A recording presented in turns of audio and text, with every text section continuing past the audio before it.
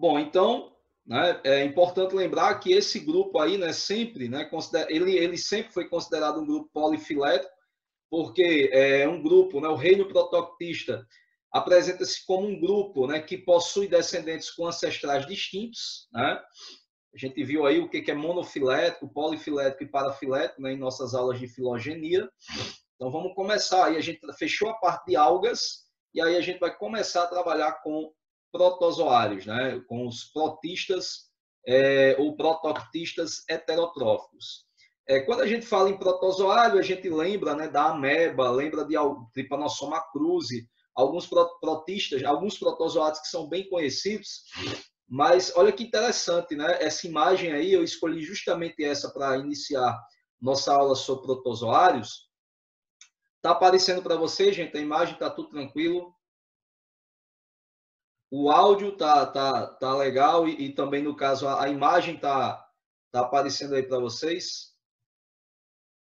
Só para me certificar. Tranquilo. Ótimo. Então vamos lá.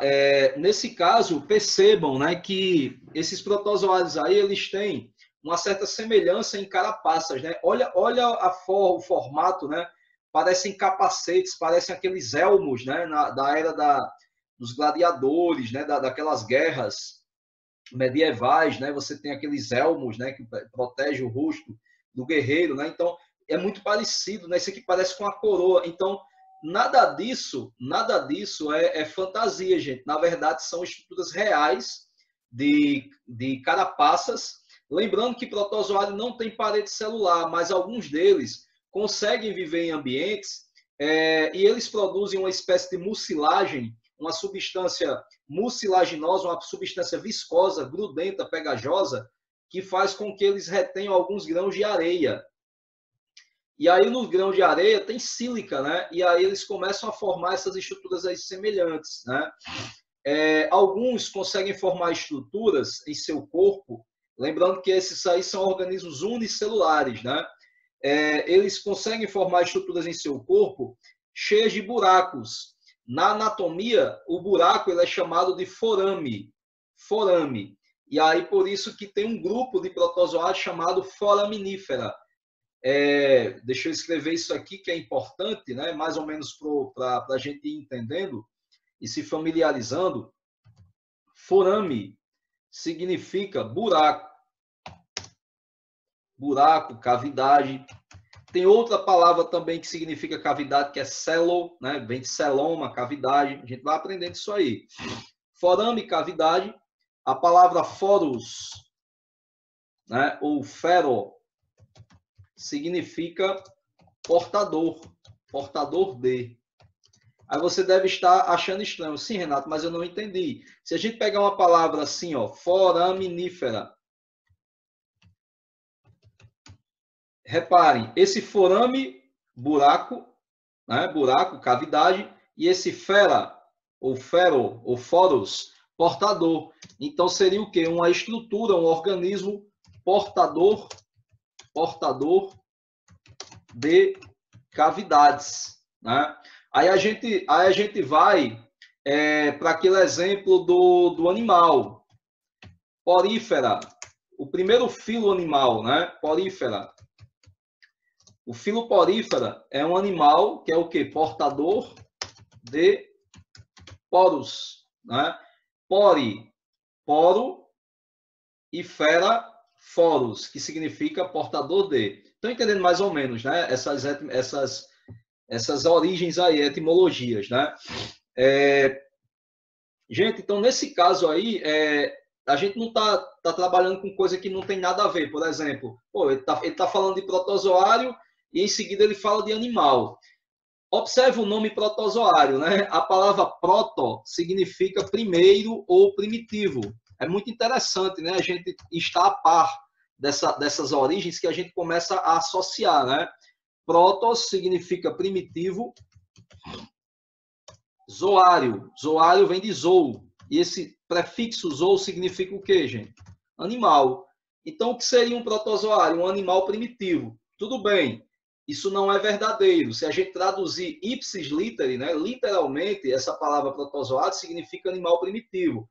Então, na cabeça de muitas pessoas, é como se o protozoário fosse, de fato, um animal, né? Um animal primitivo, mas não é. O que acontece, gente, é que quando formos estudar reino animal, reino metazoa, a gente vai aprender que possivelmente o primeiro animal que surgiu na história natural, o primeiro animal que surgiu na Terra, ele teria surgido da agregação de organismos unicelulares que seriam protozoários. Ou seja, basicamente teria sido o agrupamento de protozoários flagelados que teria dado origem ao primeiro animal foi um porífero, foi um coano flagelado. E aí eu vou explicar isso bem direitinho a vocês, é bem interessante a história natural dos animais, que é a nossa história, né? Então, possivelmente, um ancestral possível dos animais teriam sido os protozoários, né? Então, na árvore da vida, nós estaríamos bem recentes, né? Na árvore da vida, e ligeiramente abaixo de nós, abaixo quando eu falo, não inferiorizando, mas em questão de cronologia, em questão de tempo, abaixo de nós, num tempo mais bem anterior, né, bem passado, teríamos aí os protozoários, beleza? Por isso que eles têm esse nomezinho antigo, né? E aí eu vou mostrar também, gente, as nuances. Eu vou apagar isso aqui, viu? Se alguém quiser printar, tal, só para, né, guardar informação, fica à vontade. Eu vou mostrar alguns tipos de classificações que são mais antigas, uma classificação mais atual, né, falando sobre os principais tipos de protozoários. Um dos critérios utilizados na classificação mais antiga é olhar para esse ser vivo, que é unicelular, e observar o tipo de estrutura que ele apresenta para se locomover. Então, por exemplo, se o protozoário apresenta cílios, ele pertence a um grupo, ele se locomove por meio de cílios. Se o protozoário apresenta flagelo, ele pertence a outro grupo. Isso aí é bem antigo, né? Se ele apresenta pseudópodes, se locomove por pseudópodes, ele está em outro grupo, em um terceiro grupo. Se ele não possui estrutura de locomoção, nem cílio, nem flagelo, nem pseudópodes, ele pertence a um outro grupo. Só que aí, gente, a coisa não gira somente em torno de ter ou não ter estrutura de locomoção. O protozoário é mais que isso, né? E aí tem outras características que são importantes para a gente analisar, e justamente por isso, né, na ciência moderna, na biologia moderna, eles acabam que criaram, né, estabeleceram outra classificação. Isso é importante saber para o Enem? Bom, o que é importante saber para o Enem sobre protozoário? Importância médico-parasitária, sem sombra de dúvida. Entender realmente a morfologia, a estrutura, a reprodução é bacana, tal, mas, gente, falar sobre o protozoário neste momento vai ser importante para a gente ter uma boa base para entendermos as doenças causadas por eles, que é o que a gente vai ver posteriormente. Vou apagar isso aqui. Vamos lá, vamos continuar. É um grupo bem bacana, é um grupo que muitas vezes ele é negligenciado, sabe por quê? Porque o aluno ele supervaloriza vírus, né? Doenças virais tal, são as mais famosas, supervaloriza bactérias. Na verdade, de todos esses micro-organismos que a gente está trabalhando, bactéria é o que cai mais no Enem, sem sombra de dúvida. Ninguém até hoje ganhou delas. Bactéria, em vários aspectos, ecologia, tem questão de ecologia envolvendo bactéria, né? Biorremediação, ciclo do nitrogênio, questões de metabolismo envolvendo fermentação, por exemplo, tem bactéria, questão de evolução, né? Neodarwinismo, resistência bacteriana a antibióticos, biotecnologia, produção de hormônio por meio de bactérias, então, hormônios humanos, né? Transgênicos em bactérias, sendo produzidos por elas, tem muitas possibilidades de bactéria ser cobrada na prova. Já protozoário, ele geralmente é mais cobrado em doença, né? Inclusive, a última doença protozoótica que caiu no Enem foi há 2 anos, salvo engano, foi leishmaniose. Né? Leishmaniose foi uma questãozinha que caiu sobre doenças protozoóticas. Vamos lá.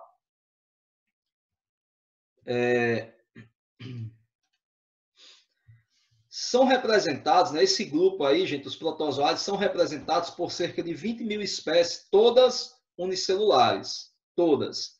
Porém, por mais, olha a diversidade aqui, ó, que coisa linda, né? A diversidade de protozoários, né? Tem muitos, né? Muitos protozoários. Esse aqui parece um olho, né? Parece a estrutura de uma pálpebra de um olho. Por isso que ele é chamado blefarisma, né? Blefaro, né? Pálpebra, né? A estrutura da pálpebra, do olho. Paramécium, que é um protozoário ciliado, triconinfa, né? Tem muitos aqui, a gente vai conhecer um pouquinho a respeito deles. A vorticela é um protozoário fantástico, ela tem essa haste aqui, que ela se fixa em algum local, algum substrato, e ela tem esses cílios que, gente, parece uma espiral de cílios com uma faringe simples em uma célula só, que parece um redemoinho, um tufão, né? Um tornado, né? Ela vai mexendo esses cílios e formando uma corrente na água, que as partículas de nutrientes vão descendo e ela vai se alimentando, né? Incrível. É como se fosse uma armadilha, né, para a partícula, digamos assim. E aí eu queria chamar a atenção de vocês para isso aqui, ó. Olha que bacana. Em especial, gente, essa estrutura aqui, ó. Estão vendo?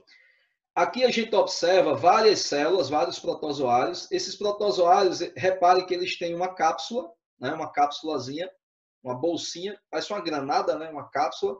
Aí um colarinho, parece um funil, e o flagelo, né? Então, na verdade, gente, esses aí a gente chama de coanoflagelado. Coano vem da palavra coar, coar café. Qual é a outra palavra que a gente utiliza para coar café? Quer dizer que a gente nunca utiliza, né? Mas a gente vê no mercado, vendendo. Supermercado. Filtro. Filtro. Então, coar é a mesma coisa que filtrar, né? Então, a palavra coano vem de filtro. E como é que eles filtram isso? Esses flagelos começam a bater, a partícula de alimento vem e ele filtra por esse colarinho, né? Por esse funil, digamos assim. Então, aqui você tem uma estrutura chamada coanoflagelado.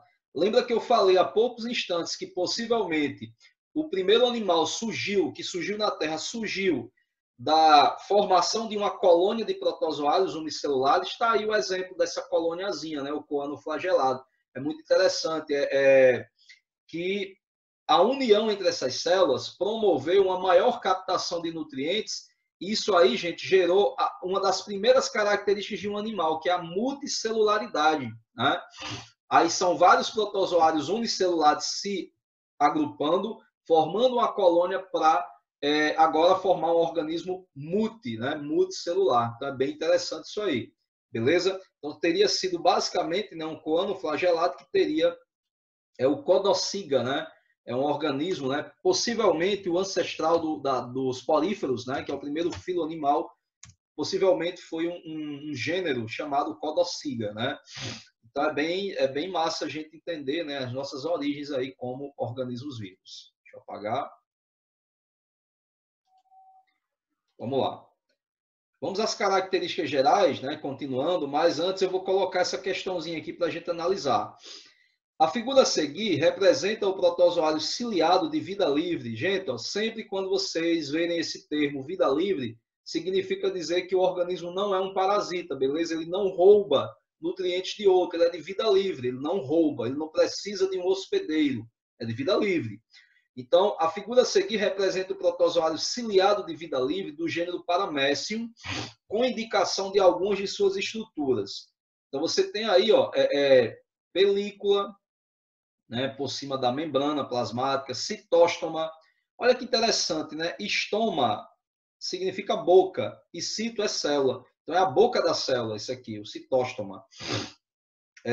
Vacúolo alimentar, por quê? Porque a partícula de alimento que entra aqui, ele passa por esse canalzinho, né, o citóstoma, aí tem um canalzinho mais estreito, que o pessoal chama de a ciência chama de citofaringe. E aí, basicamente, ó, essa partícula ela entra numa vesícula, né, um resquício de membrana, e forma um vacúolo alimentar. Se funde aí com lisossomos, né, para promover a digestão dessa partícula. Os cílios, né, que são estruturas de locomoção e também ajudam na captura de partículas de nutrientes. dois núcleos, né? Um importantíssimo na manutenção das funções, né? Replicação de DNA, transcrição de DNA para gerar RNA, por exemplo, e outro que atua na transferência de material genético. Por quê? Existem mecanismos de recombinação. Um paramécio, é como se um paramécio chegasse para o outro e, ei, boizão, vamos fazer jogo nesse núcleo aí? Aí ele, rapaz, eu só posso fazer com micronúcleo. Aí eles trocam, né? Eles podem doar um para o outro, trocar esses micronúcleos. Aí você já tem um aumento da variabilidade por esse mecanismo de recombinação, de transferência de material genético, muito parecido com o que ocorre lá na conjugação bacteriana, né?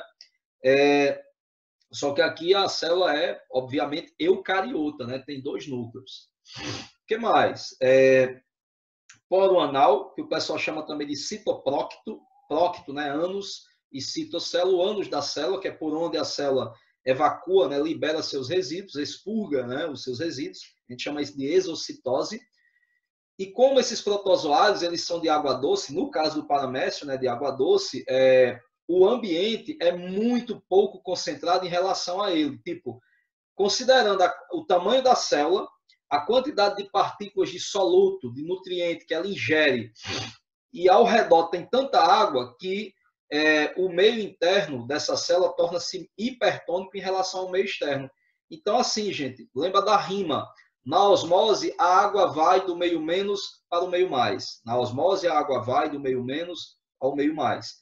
Então, nesse caso, como do lado de fora está menos concentrado, há uma tendência natural desse protozoário absorver muita água.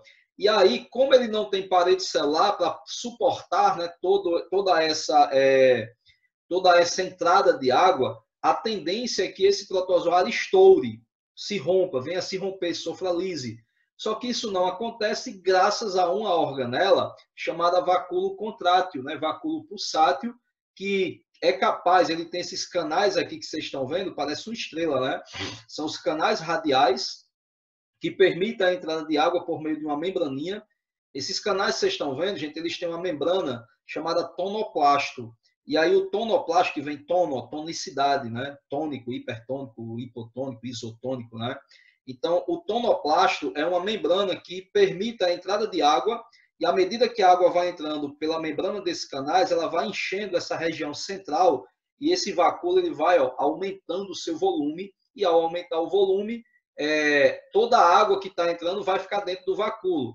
Aí o que acontece? A célula gasta energia. Detalhe, a água entra por osmose, que é um processo passivo, não despende ATP, mas o que a célula faz? Gasta ATP para fazer isso, ó, fechar o vacúolo. Por quê? Porque quando ela está cheia de água, aí quando ela fecha o vacúolo, essa água é expulsa da célula, né? Então, é por isso que tem esse mecanismo que a gente chama de contração, né? Vacúolo contrátil ou pulsátil, que ele pulsa, né? Ele fica expulsando o excesso de líquido, né? O conteúdo de líquido dentro da célula. Ele regula, controla esse conteúdo de líquido. É importante lembrar, gente, que protozoários de água salgada, eles não têm essa organela, né? Ou se tem, ela não é funcional, né? Por quê? Porque há uma tendência natural, no caso do protozoário de água salgada, de liberar água por osmose ao invés de absorver, beleza? Então vamos lá. Vamos à questão, né? A questão diz o seguinte: compare um protozoário, por exemplo, um paramécio, com uma célula epidérmica de metazoário, que é um animal multicelular. Então, vamos lá, vamos comparar aqui a célula do paramécio com a célula epidérmica. Uma célula da epiderme, que nem é assim, ela tem, na verdade, o formato de uma escama, né?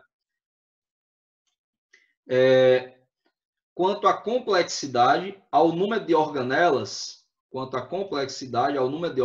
e a especialização, ou seja, o quanto é capaz de desempenhar uma função específica.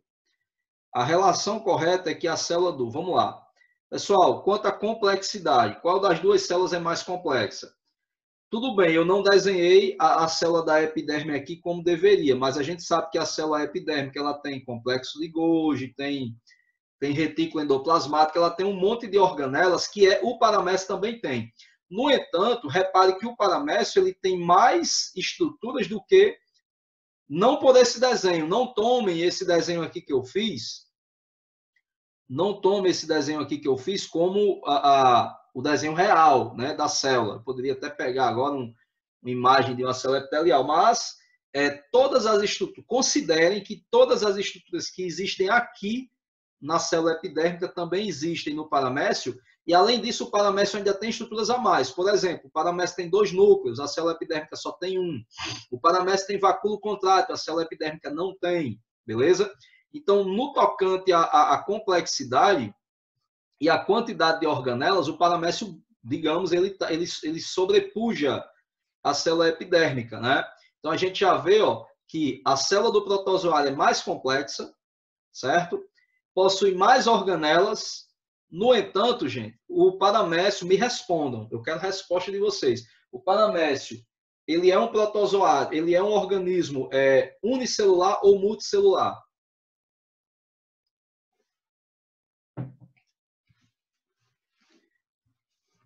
O paramécio, ele é um organismo unicelular, né? Enquanto que o animal, ele é multicelular, beleza. Então, nesse caso, o que a gente lembra? Que o paramécio, na qualidade de estrutura de organismo unicelular, ele desempenha todas as funções com essa única célula. Aí eu pergunto, ele é especializado? Ele se especializa em uma ou outra função? Não. Por quê? Porque ele faz todas as suas funções. Trocas gasosas, absorção de nutrientes, digestão dos alimentos, das partículas alimentares, eliminação de resíduos, excreção, todas as funções que reprodução, todas as funções que ele faz, ele desempenha com uma única célula. Então essa célula dele não é especializada. Agora a célula epitelial é uma célula que, comparada ao paramécio, é menos complexa, tem menos organelas, mas é mais especializada. Sabe por quê? Porque a célula epidérmica ela é especializada em revestir ou secretar algum produto. É a especialização dela. Lembrem, especialização ou diferenciação celular é o nível de especialização funcional que uma célula atinge. É você olhar para um neurônio e perceber que o neurônio tem aquela estrutura com dendritos que serve para captar estímulos, impulsos nervosos e transmitir via axônio, né? É você olhar para uma célula muscular e perceber que ela tem uma especialidade que é contração e distensão, possibilitar movimento, né? Então, cada célula, no organismo multicelular, ela tem sua especialização. Então, qual seria a resposta correta aí, adequada, né, nessa questão?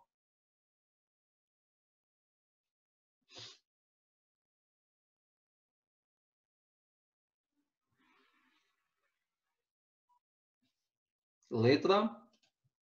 Muito bem, gente. Isso mesmo, letra B. A célula do protozoário é mais complexa, possui mais organelas, porém é menos especializada. Perfeito, né? Então, letra B é a alternativa correta. Deixa eu apagar isso aqui. Pronto. Vamos lá. Então, os protozoários são seres heterotróficos. Como assim, Renato, heterotróficos? Eles se alimentam de partículas do ambiente, né? Eles não conseguem fixar carbono em moléculas simples como o gás carbônico, como o CO2. Não fazem fotossíntese, tampouco quimiossíntese, né? São heterotróficos, se alimentam de partículas do ambiente, né? Deixa eu ver aqui. Gente, esse aqui que eu estou clicando, esse aqui que eu estou mostrando é a vorticela. Lembra daquela estrutura que tem uma base, uma haste, uma cápsula, e ela tem aqui uma espiral, uma estrutura em espiral, parece um canal cheio de cílios nas bordas, que ajudam esse ser vivo a capturar partículas. Eu estou tentando, na verdade, gente, abrir aqui os vídeos para mostrar esses animais em ação, desculpem, esses organismos em ação. Eu falei animais. Mas façamos o seguinte, ó. Eu vou abrir aqui para vocês. Eu vou abrir para vocês aqui alguns vídeos que mostram essas estruturas aí. Só um instante.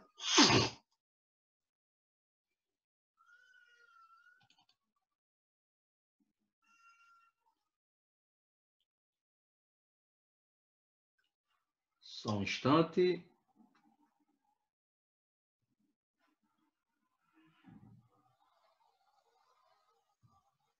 Aguardem.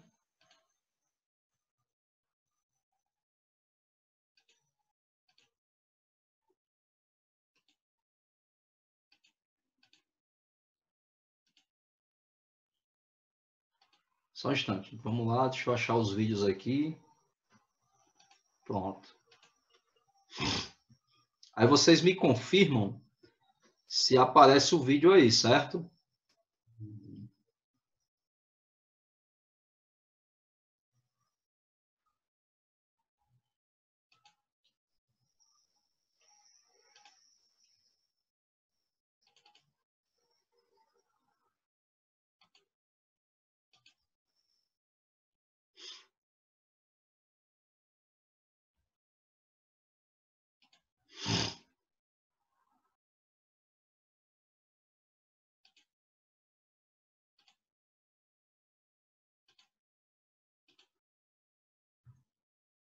Pessoal, apareceu aí para vocês a imagem do vídeo?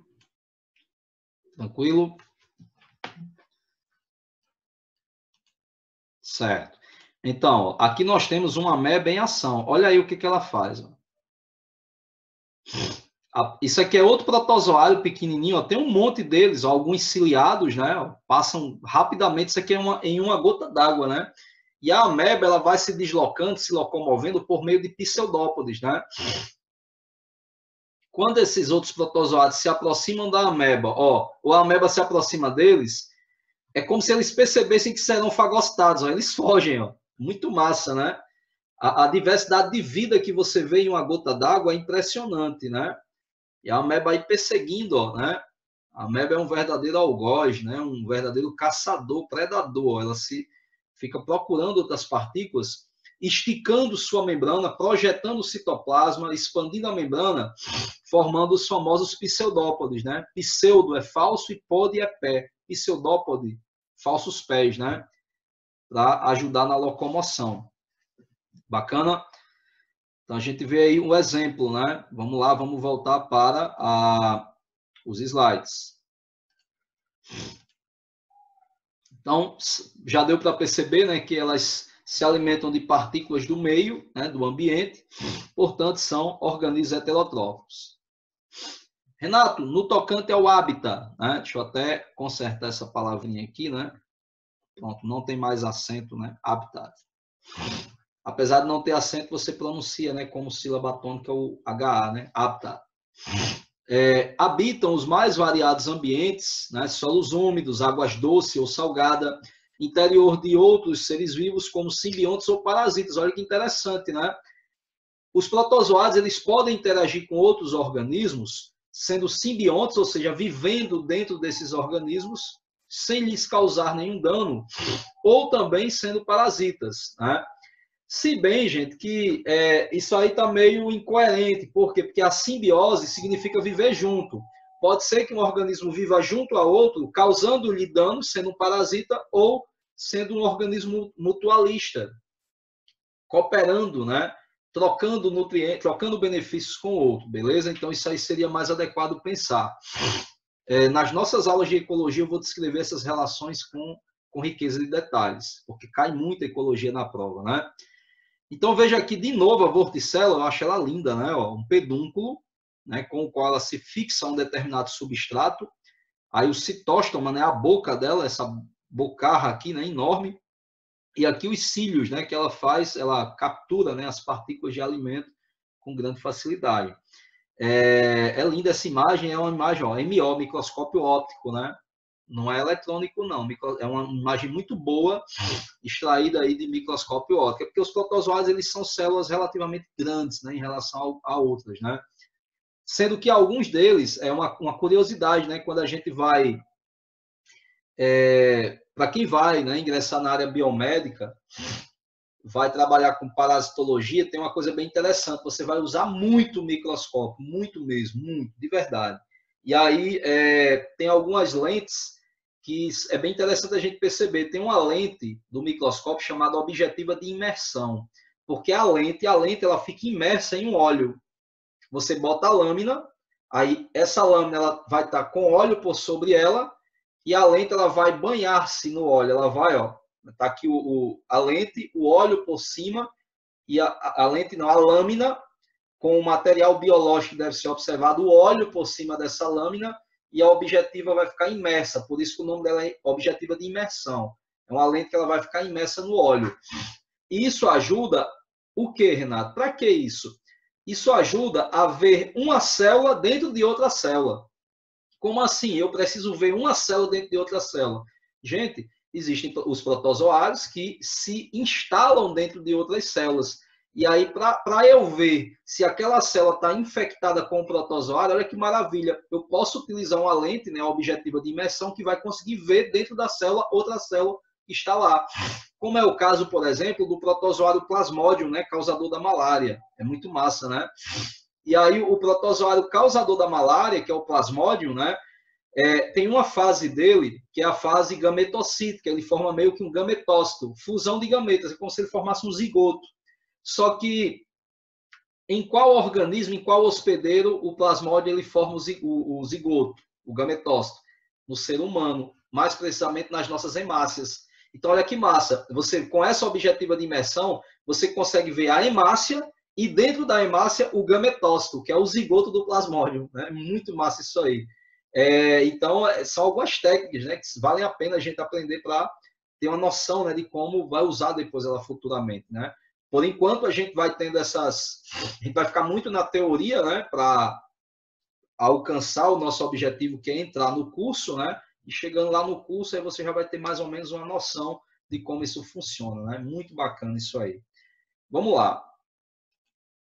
Então, já deu para ver que elas podem viver em vários locais, né? Os protozoários, muitos são parasitas, né? Os protozoários parasitas possuem grande importância médica e veterinária, uma vez que são agentes causadores de várias doenças no homem e nos outros animais. Eu coloquei aqui no homem e nos animais como se o homem não fosse animal, né? Aí, gente, essas imagens aí históricas, né? A protozoário, a microbiologia no Brasil, gente, ela tem grandes nomes, viu? O Carlos Chagas, o Oswaldo Cruz, né? Se não me engano, Vital Brasil, Oswaldo Cruz, Carlos Chagas. Tem uma biomédica brasileira, né, a Carolina Kane, que eu falei para vocês, que ela faz trabalhos fantásticos.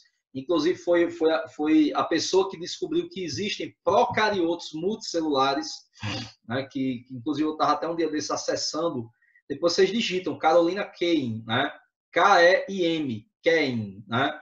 Ela é uma pesquisadora da UFRJ, né?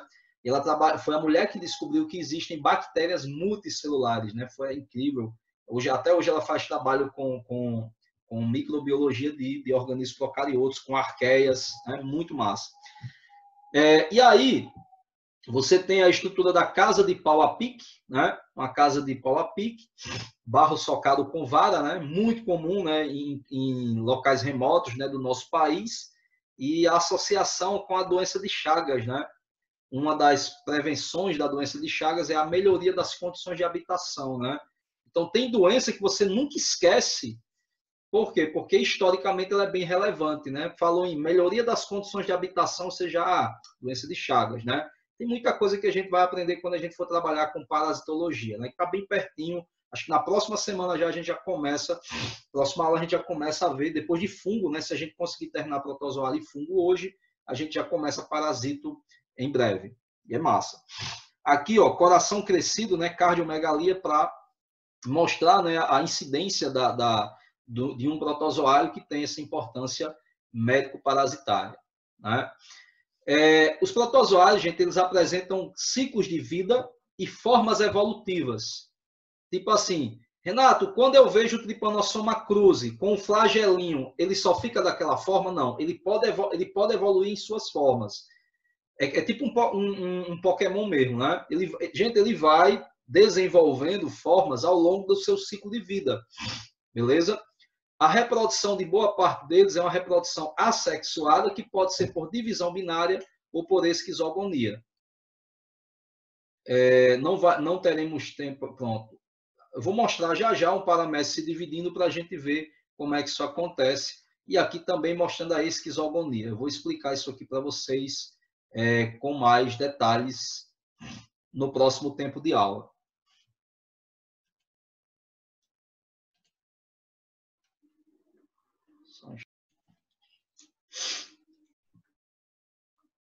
Bom, então, aqui a gente vê, por exemplo, né, que os protozoários possuem um ciclo de vida. Né? Como assim, Renato, um ciclo de vida? Eles nascem, né, a partir de um mecanismo reprodutivo, geralmente assexuado. Na maioria das vezes, gente, os protozoários se reproduzem de forma assexuada. Muitos podem sofrer mutações em seu material genético e aumentar a possibilidade de variação antigênica, produzir proteínas diferentes, produzir antígenos diferentes, compostos diferentes. Isso faz com que eu tenha uma variação genética, evidentemente, né? Na maioria das situações, o ciclo de vida ele é mantido por uma reprodução assexuada, que pode ser por divisão binária, como a gente vê nesse pequeno vídeo aqui. Olha aí, os protozoários se movimentando. Esses dois aqui, por exemplo, né, estão em plena divisão. Né? Tá a imagem aí por microscopia mostrando os protozoários aqui, ó, quase que no momento da clivagem, né? Estão clivando aí, estão se dividindo, é uma divisão binária.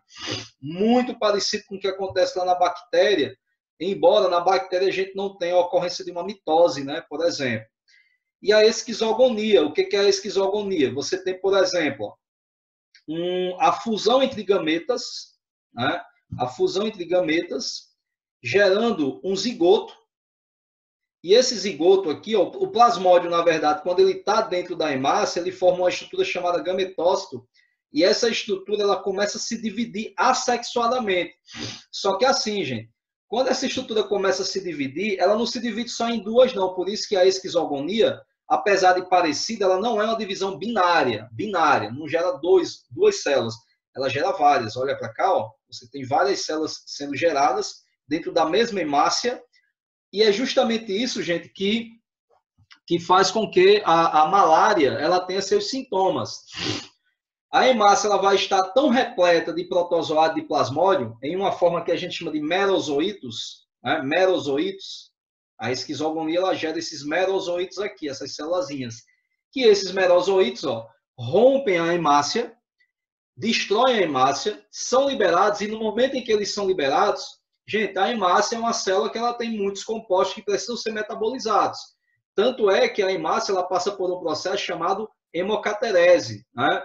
Que é aquela remoção das hemácias velhas para que elas sejam degradadas lá no fígado, no baço, no fígado principalmente, né? Para que elas sejam degradadas e seus metabólicos sejam degradados e sejam liberados na forma de produtos não tóxicos. Aí que está o problema. Quando uma hemácia é invadida por um protozoário plasmódio e ela é rompida, ela libera os merozoítos e também libera o quê? Toxinas. Gente, quando a gente tem toxinas em nosso sangue, em nosso corpo, é muito comum termos o surgimento de uma via inflamatória, né? E aí essa inflamação ela vem na forma de febre. É justamente isso que caracteriza a febre na malária. Renato, e por que a febre na malária é chamada de febre intermitente? Porque ela tem intervalos. É porque você repare que isso aí é um ciclo, né? Então, quando um monte de hemácias forem destruídas e liberarem toxinas, o indivíduo vai ter um acesso de febre. Aí esses merozoítos vão atacar novas hemácias, aí reinicia um ciclo dentro de 1 ou 2 dias. Aí dentro de 1 ou 2 dias, um outro grupo de hemácias está sendo destruído. É por isso que a malária é conhecida como febre intermitente. Vocês entenderam? Né? Muitas vezes a gente vai vendo aí vários ciclos acontecendo, e com base na ocorrência de cada ciclo, nós teremos a liberação de hemácias mortas, né? Toxinas, e o acesso de febre. É bem periódico, né? Por isso que a gente chama de febre terçã, ocorre de 3 em 3 dias, febre quartã, né? 4 em 4 dias, e assim por diante. O legal é que quando a gente vai aprendendo mais sobre o protozoário, a gente vai fazendo essas associações, né? A gente vai entender melhor quando a gente chegar lá nas doenças, né? Quando a gente for estudar doenças causadas por eles.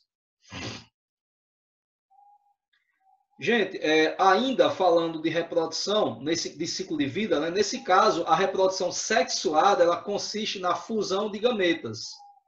E aí, torno a falar do plasmódio, né? Que é o protozoário causador da malária. Olha essa imagem aqui, que bacana, né? Você tem, parece muito com o que a gente viu, só que aqui com o seguinte detalhe, como é que o gametócito se forma? Vamos lá. Vamos começar aqui por baixo, né? Não, vamos começar, deixa eu ver. Deixa eu escolher aqui pode começar de qualquer lugar, né, para explicar, mas muitas vezes tem um lugar que é melhor. Vamos começar aqui pelo mosquito, né? Cadê? Bom, o mosquito ele tem uma forma que é a chamada forma infectante, que é o esporozoito, que ele tem essa forma afilada. Isso aqui é o plasmódio, então é o mesmo plasmódio, só com a forma afilada. Tá aqui ele, beleza? Que a gente chama de esporozoito. Onde esse esporozoito se encontra? Nas células das glândulas salivares, nas glândulas salivares do mosquito. Quando o anófeles, né, o mosquito palha, ele vai picar o indivíduo, né, ele simplesmente, o que ele faz? Ele introduz, inocula saliva, e nessa saliva vão juntas quem? Quem é que vai junto nessa saliva? Os esporozoítos. Esses esporozoítos adentram o corpo do hospedeiro humano, por exemplo, né, o mamífero humano, atacam as hemácias e as células do fígado também, que são estruturas vascularizadas, então tem muita hemácia no fígado também. Esse esporozoito, quando entra na hemácia, ele vai passar por aquele ciclo assexuado, né? Vai gerar muitos merozoítos. Só que, em algumas situações, nós temos, no próprio trato digestório do mosquito, por exemplo, se o mosquito picar um homem infectado com o plasmódio, ele acaba absorvendo, né, as formas merozoíticas, por exemplo. E aí, olha o que acontece. Dentro do trato digestório do mosquito, os gametócitos se unem para formar o zigoto. Então, existe uma forma evolutiva chamada gametócito. Aí, olha para cá. Gametócito, cadê? Outro mosquito pica o homem e ingere os gametócitos. Por exemplo, gametócito, gente, deixa eu explicar. Gametócito é a forma de vida do protozoário na qual ela é resultante da diferenciação em gametas. Estão vendo esses esporozoides aqui, esses filamentos aqui em cima? Alguns deles, não todos, mas alguns deles podem se diferenciar em gametas. Tipo assim, é o acaso, eu não diria somente o acaso, mas fatores de diferenciação induzem um esporozoide a se transformar num gameta.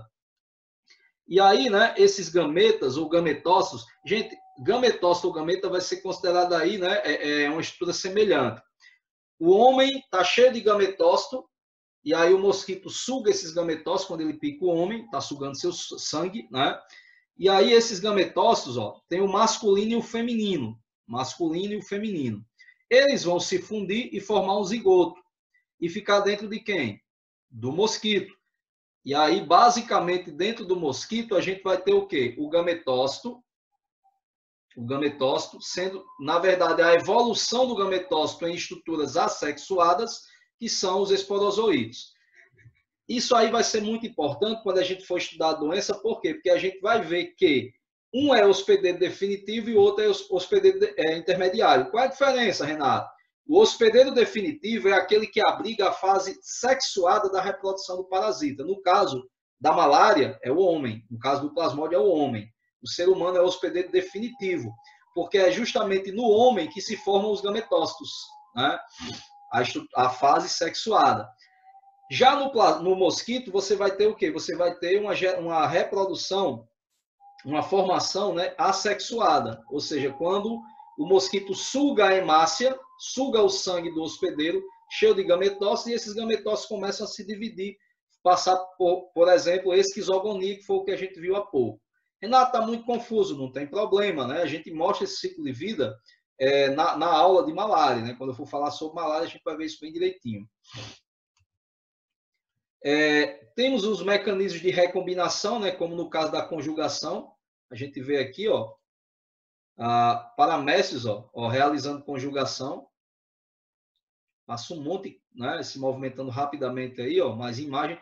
Gente, é incrível que isso aqui é uma gota d'água. Você pega uma gotinha d'água e bota na lâmina e você dá para ver isso tudo. Olha uma vorticela aqui, Olha uma vorticela se movimentando, que incrível. A vorticela, querendo pegar tudo que aparece na frente dela. Na verdade, a gente tem a vorticela e tem um animal só que muito pequeno, que é chamado de rotífero, né? E aí, às vezes, eu confesso que às vezes eu me confundo entre vorticela e rotífero, né? Quando eu estou observando isso aí. Tem o rotífero também, que é um animal, né? Agora, a vorticela é um protozoário. Beleza? Então, aí você tem, né? O macronúcleo e o micronúcleo que pode ser trocado, né, de um protozoário para outro. Isso aumenta, né, a variabilidade genética. Pronto, agora sim vai ficar mais tranquilo para a gente entender essa comparação entre a reprodução sexuada e assexuada, né? Vamos lá. Pessoal, então aqui, ó, o que nós temos aqui, né? Nós temos aqui, vamos começar, o mosquito infectado pica os humanos. Os esporozoitos migram através da corrente sanguínea para o fígado do homem. Então, olha que beleza. Ó. O mosquito pica o ser humano, injeta, inocula no ser humano, em seu sangue, os esporozoitos. Esses esporozoitos, né, eles vão, né, atingir a corrente sanguínea. Olha eles aqui dentro do vaso, gente, as hemácias, eles passando, né? Só tem um detalhe. Tem uma estrutura do nosso corpo que é altamente vascularizada, que é o fígado. E aí lá no fígado também tem muita hemácia, né? Então, eu estou dizendo isso já para que vocês entendam que para o plasmódio é um oásis, né? Ele encontrar o quê? Hemácias e células hepáticas. São as células preferidas do plasmódio. O plasmódio ele tem uma preferência por atacar células hepáticas e hemácias também, glóbulos vermelhos. Então, é isso que vai acontecer, ó. 2. Eu estou começando aqui, ó, tudo numeradozinho. Esse esquema é lindo. 2. Os esporozoitos sofrem esquizogonia, que é o quê? Processo assexuado, né? E aí ele passa de esporozoito para merozoito. Beleza? Dentro da célula, dentro da célula hepática, célula do fígado. Aí o que acontece com a célula do fígado? O que vocês imaginam que vai acontecer com essa célula do fígado, gente? Cheia de merozoito. Primeiro é esporozoito na corrente sanguínea, aí o esporozoito, que é a forma afilada, ela entra na célula do fígado e começa a se reproduzir assexuadamente. Repare que do lado direito do slide, né, você tem reprodução assexuada. Esses esporozoitos começam a se reproduzir assexuadamente, formando o quê? Formando merozoitos. Esses merozoitos, eles vão encher. A célula hepática vai ficar cheia de merozoitos e aí eles vão estourar a célula do fígado. Quando a célula do fígado estoura, liberam-se merozoitos que caem na corrente sanguínea.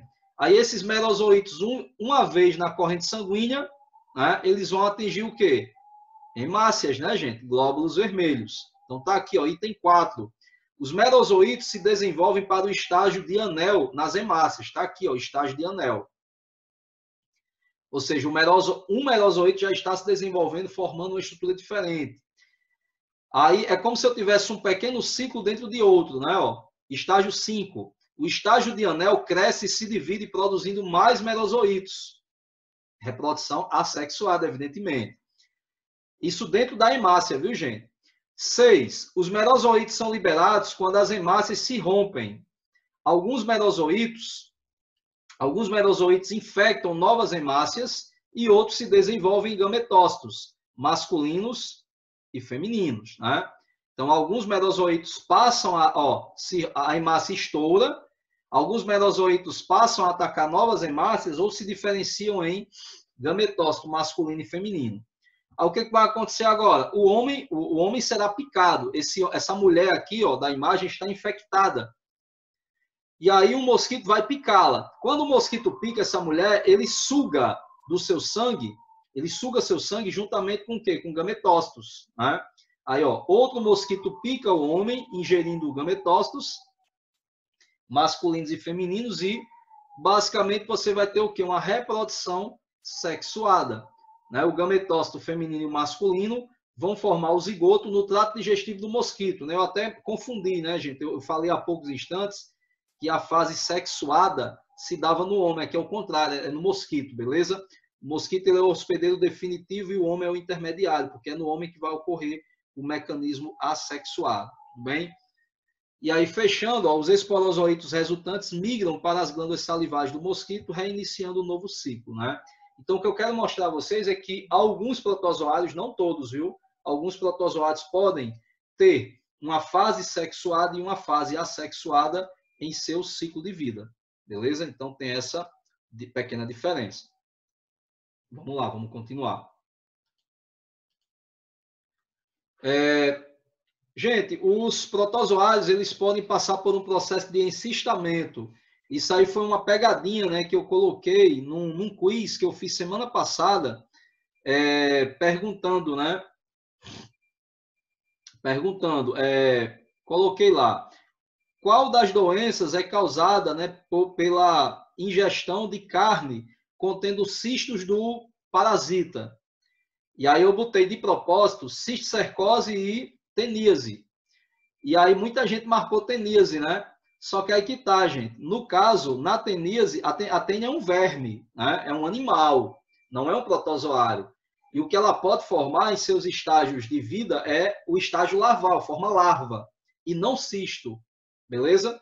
Quem forma cisto, quem insista, é protozoário, por exemplo. E aí tem uma doença chamada toxoplasmose, que é causada por um protozoário, né, o Toxoplasma gondii, que ele mantém a formação de cistos e esse cisto pode se alojar na carne do boi, do porco, o cisto, não a larva. E aí, por essa diferença, o pessoal, muita gente marcou teníase, quando em verdade eu coloquei de propósito lá no enunciado.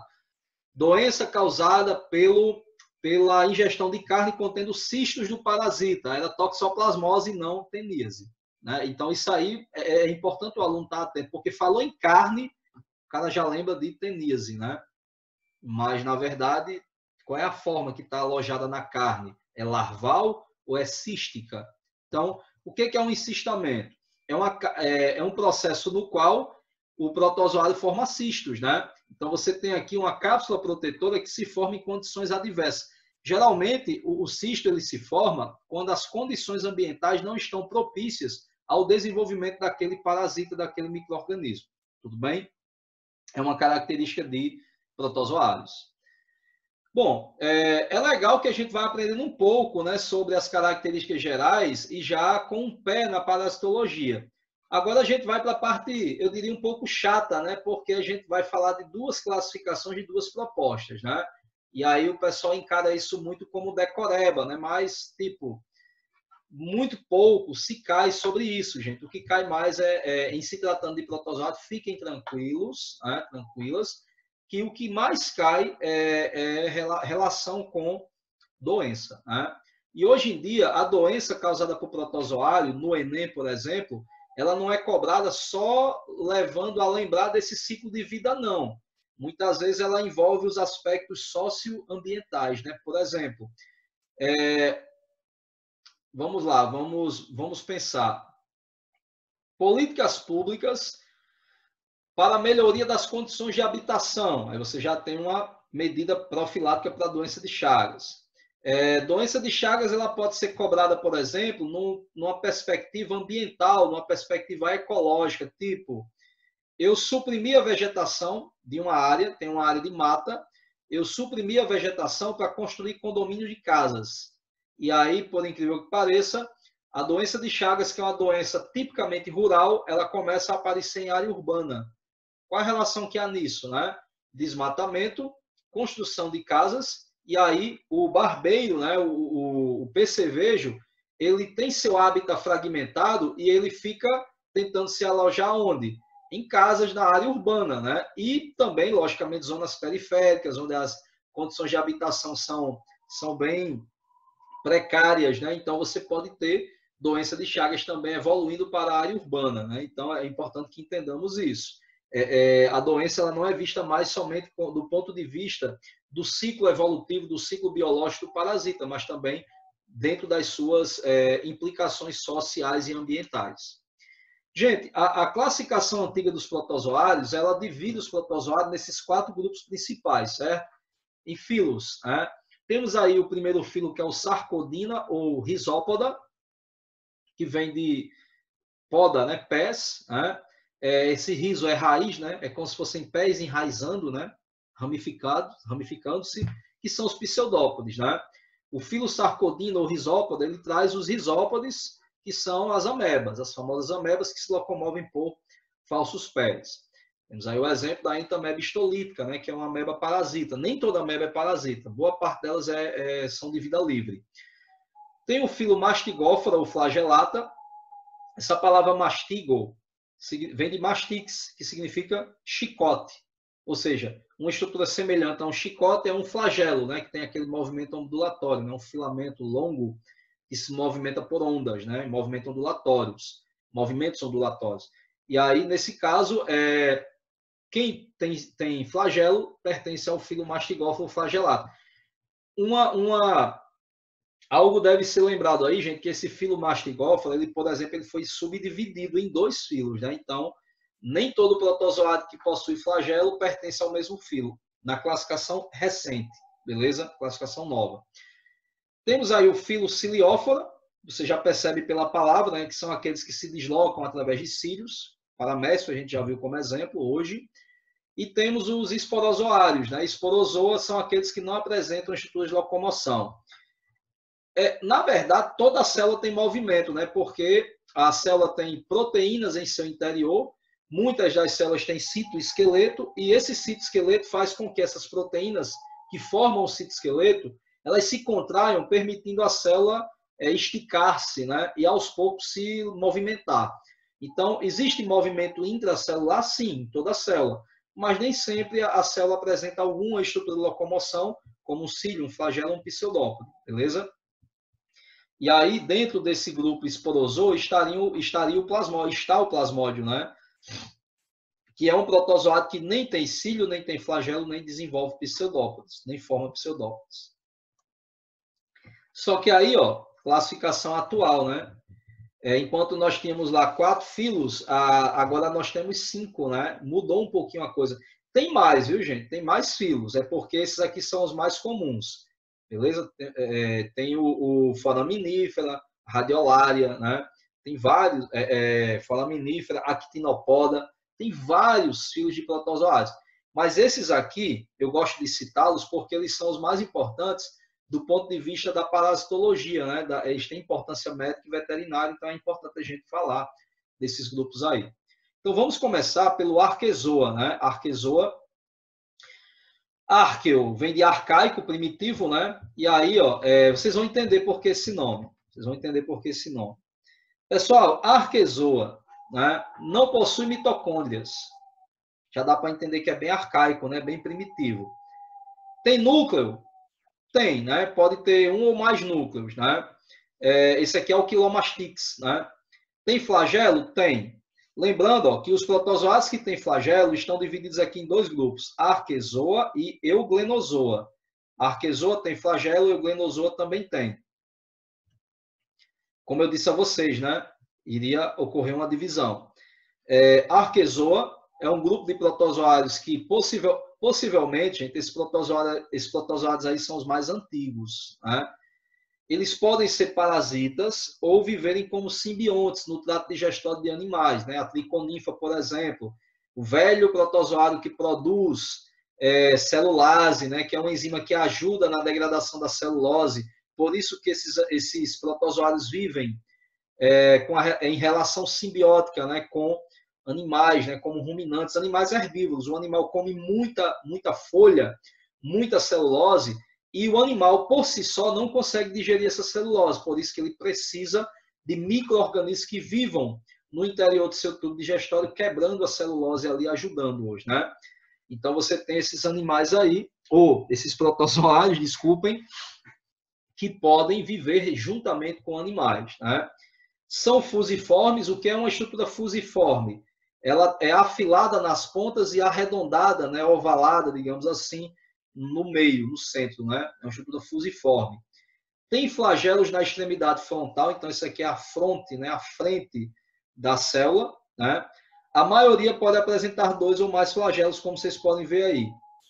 Você tem aqui um núcleo, a cavidade oral, né? O flagelo retraído, um quarto flagelo aí, vacúolos alimentares, então é uma estrutura bem evoluída, digamos assim, uma estrutura, na verdade, uma estrutura bem complexa, né?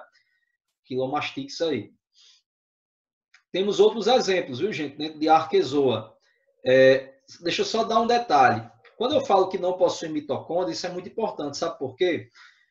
Porque quando a gente fala em mitocôndria, a estrutura da mitocôndria, você imagina A mitocôndria é uma organela que está dentro de uma célula, beleza? E aí a mitocôndria, ela está dentro de uma célula procariota ou eucariota? O que vocês acham? Bactéria tem mitocôndria? Bactéria não tem mitocôndria, né, gente? Bactéria não tem mitocôndria.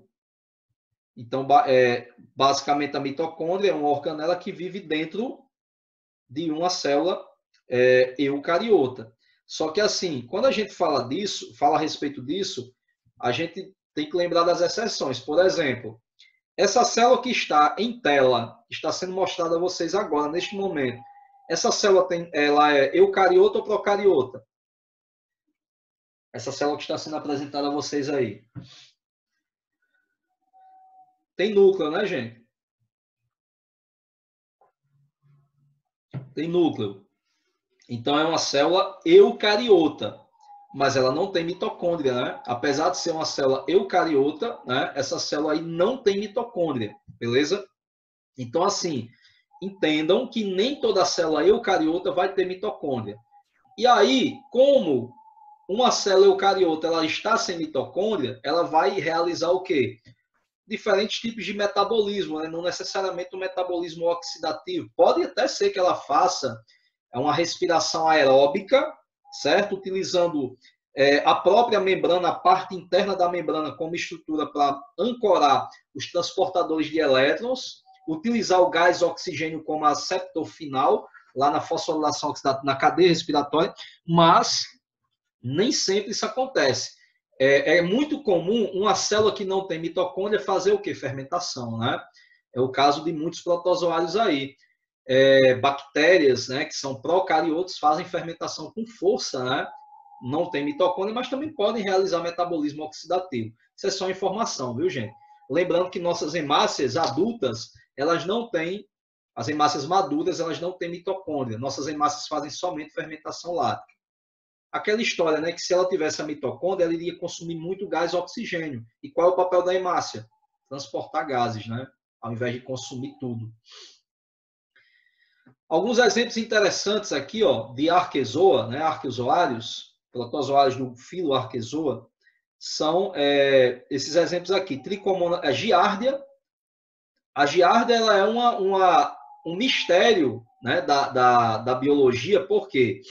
A giardia, acredita-se que ela está dentro do grupo, só para lembrar, gente, arquezoa, arqueo, arcaico.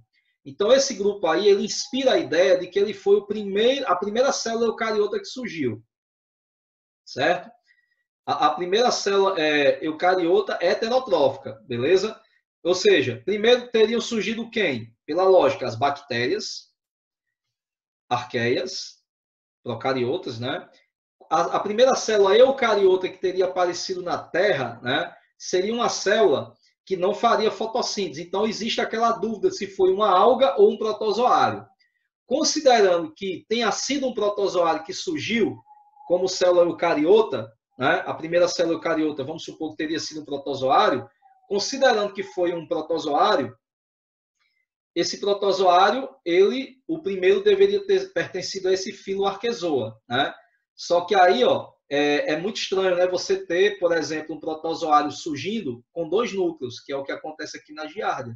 A giardia ela é uma célula que tem 2 núcleos. Então, acredita-se que um tipo de arquezoa tenha surgido primeiro com apenas um núcleo e a giardia foi evoluindo, né, a partir disso aí por seleção natural. Então, tem aqui a giardia. Ó, a giardia aqui encistada. Só para lembrar, gente, a giardia ela causa um tipo de infecção intestinal, né? A giardíase. É um tipo de infecção também, né? É um parasita. Tem outro aqui que acomete o trato urogenital. Olha que massa a diferença da imagem MO, microscópio óptico, para MEV, microscópio eletrônico de varredura. Gente, olha, parece alta definição, né?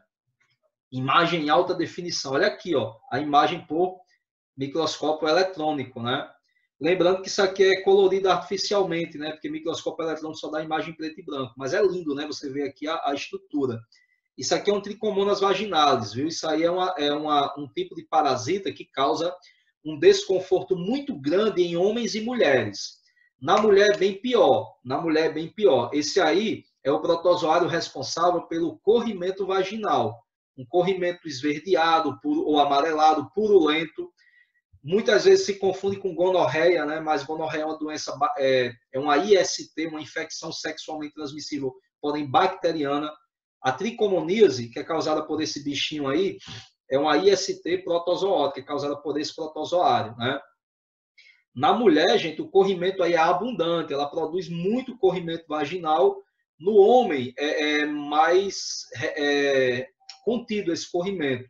O homem acometido de tricomoníase, nas primeiras horas da manhã, quando ele vai realizar a primeira micção, a primeira urina, a primeira vez que ele vai urinar pela manhã, ele libera um corrimento, mas ele libera uma quantidade muito pequena. A mulher não, na mulher isso aí é bem abundante. Acredita-se que o trato urogenital feminino, ele é muito mais delicado e muito mais propício ao desenvolvimento desse protozoário do que o masculino. Por isso que na mulher o corrimento é abundante, né? Mas tem tratamento, né?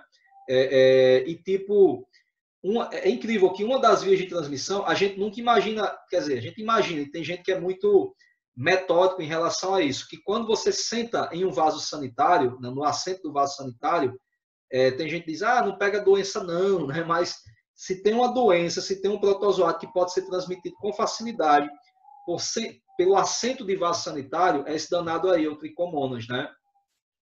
Por isso que para a mulher é um problemão, né, gente? E a festas, né? Festas públicas, assim, né? Aqueles banheiros químicos, né? Imagina a mulher com aquelas roupas com aquele zíper que é só na parte de trás, né? E a roupa toda, né? Acomoda a mulher e como é que ela vai, né? Fazer um xixi, né? Num banheiro químico, né? Se segurando ali, né? Para o pessoal empurrando o banheiro, que deve ser um negócio bem tenso, né? Para o homem, realmente, a situação é muito mais cômoda, né? É um comentário que eu faço, talvez não seja muito pertinente, mas é importante lembrar. E às vezes a mulher tem que fazer o quê? Fazer xixi de cócoras para não sentar, né, no vaso sanitário, naquele assento e contrair algum tipo de infecção desse tipo, né? Existem aquelas loucas, né, que sobem, né? Sobem no vaso sanitário em tempo de a porcelana, né, rachar e ela cortar-se, né? E ter um acidente, uma infecção muito pior. Né? Então, há de se ter muito cuidado com isso. Né? Outras que pegam o papel higiênico quando tem, né? Aí colocam ali no assento do vaso sanitário para tentar sentar sem contrair algum tipo de infecção. Essa doença ela é transmitida também por empréstimo de roupa íntima. Que estranho, né? Mas se alguém no mundo, né? Existe gente para tudo, né? E empresta aí uma calcinha, por exemplo, a pessoa empresta, né? De repente esse corrimento passa, você acaba se infectando, é um exemplo, né? Então, um tipo de protozoário bem arcaico, bem primitivo, né? Na história da humanidade, na história natural da vida, né? Esse protozoário aí do filo Arquezoa teriam sido os primeiros protozoários, os primeiros organismos eucariotos heterotróficos, né? Vamos lá. Eu não poderia deixar de citar, gente, organelas importantes nesses protozoários. Como eles não têm mitocôndria, como é que eles fazem para realizar sua atividade metabólica, obtenção de energia? Eles utilizam alguns tipos de estruturas, como hidrogenossomos e mitossomos, né? Então, vamos falar um pouquinho deles. O próprio tricomonas, né, o indivíduo do filo Arquezoa, ele pode utilizar o quê? Essas estruturas aqui, esféricas, né? Marcado aqui com a letra H de hidrogenossomo, né? Ao redor, esse protozoário ele acumula em sua célula grânulos de glicogênio como substância de reserva de energia. Aqui tem um núcleo, beleza? E aí você tem os grânulos de glicogênio sendo quebrados e metabolizados dentro desses corpúsculos que são os hidrogenossomos. No caso, eles conseguem viver muito bem em ambientes anóxicos, sem oxigênio. E aí, quando a mulher está com corrimento vaginal, por exemplo, ou o homem, e eles deixam a região urogenital muito fechada, muito acomodada por roupa íntima, pode ser que não haja uma boa circulação de ar ali, e esses protozoários aproveitam, por quê? Porque eles têm como sobreviver muito bem, obrigado, em ambientes sem disponibilidade de oxigênio, né? Eles desempenham tanto função respiratória, uma função respiratória tanto em condições aeróbicas como anaeróbicas produzindo ATP. já que o protozoário não tem mitocôndria, mas ele tem uma estruturazinha que o permite realizar metabolismo, oxidativo ou não. Já os mitossomos, né, também são organelas bem interessantes, que elas concentram, elas não geram ATP diretamente, como faz a mitocôndria, né, mas ali você tem complexos de ferro e enxofre que as células necessitam para auxiliar na produção de ATP, geralmente para transferir elétrons, né? Então, são pequenas bolsas, né, delimitadas por duas membranas lipoproteicas e que os pesquisadores acreditam que elas se clivam, né, se dividem, formando novos mitossomos. Eles, geralmente, nesses mitossomos, essas organelas, elas são encontradas em protozoários anaeróbios como a ameba e a giardia, né? Já que elas não possuem os hidrogenossomos e também as mitocôndrias. Então, eu estou só mostrando aí que existem estratégias, né, importantes, metabólicas, existem estratégias, estruturas que permitem a atividade metabólica nesses grupos aí.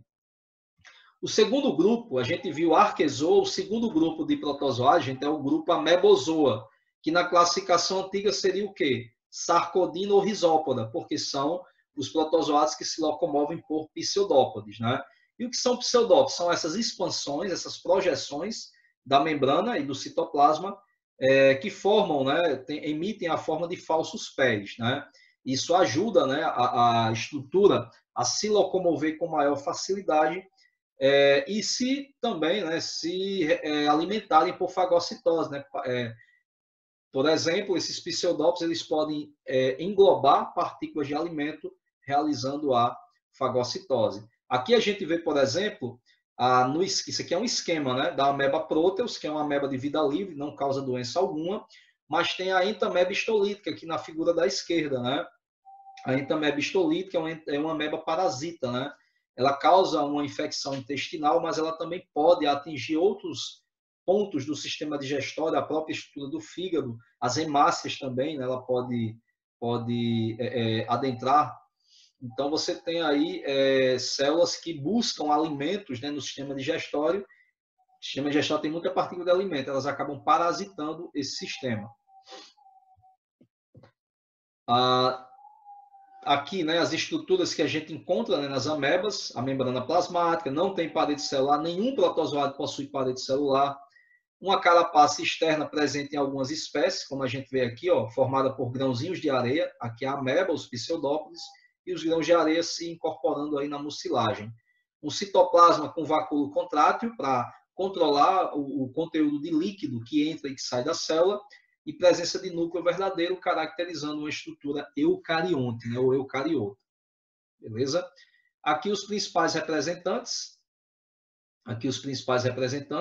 Alguns de vida livre, como a ameba proteus, alguns são comensais, se alimentam de restos, né, no intestino humano, por exemplo, como a Entamoeba coli e a Endolimax nana, e a mais famosa dentre todas, que é a Entamoeba histolítica, que é parasita, né, que causa uma disenteria. Não é desinteria, é disenteria, uma disfunção entérica, disfunção intestinal no homem.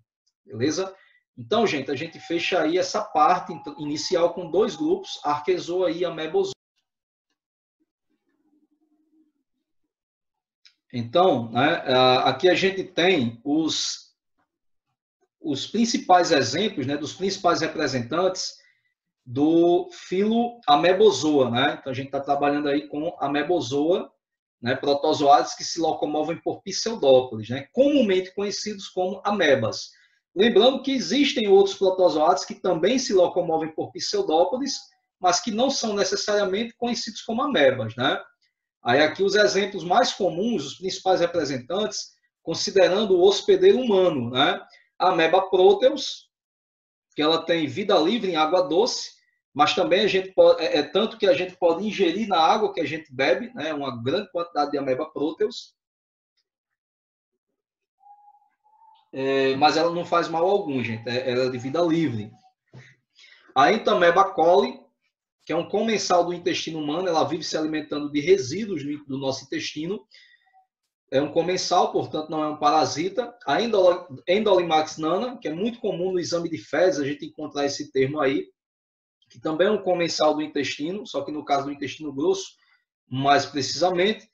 Agora temos aí a entamebe histolítica, né, que parasita o intestino humano, causando a disenteria mebiana, inclusive, né, atacando outras células humanas, né?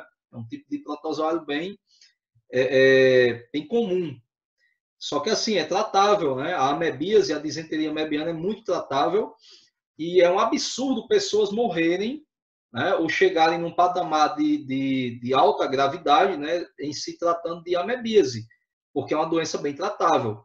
Mas assim, existem locais do planeta nos quais não existe sequer saneamento básico, água tratada, né, esgoto tratado, canalizado, né? Então, basicamente, tem muita gente que está à mercê de encontrar esse parasita aí na sua vida e se infectar com ele. Se você não trata a amebíase, ela evolui para um quadro de abscesso hepático, feridas se formam no fígado do paciente que não trata uma disenteria mebiana, né? Pode chegar a um patamar de alta gravidade. Gente, então nós vimos aí dois grupos, né? O Arquezoa e o Amebozoa, né? Vamos agora para o terceiro grupo, que é o grupo Apicomplexa. Renato, de onde surge esse nome aí? Amebozoa já dá para entender que é protozoário como amebas, né? Que se locomove por pseudópodes. A palavra arquezoa vem de arcaico, primitivo, então dá para entender que são os protozoários mais primitivos. Agora, apicomplexa, não me vem nada à cabeça que eu possa lembrar de apicomplexa. Gente, api, de apical, ápice, ponta, extremidade, e complexa, complexo. Então, na verdade, em alguma fase da vida desse tipo de protozoário, eles apresentam uma estrutura em sua célula chamada de complexo apical. É um complexo que está na ponta da célula, nenhuma das extremidades, né?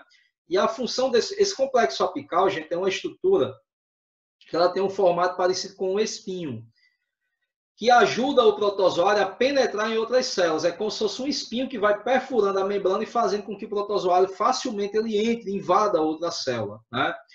Esses protozoários não têm organelas, né, de locomoção, como cílios, flagelos ou pseudópodes, e todos eles são parasitas, né?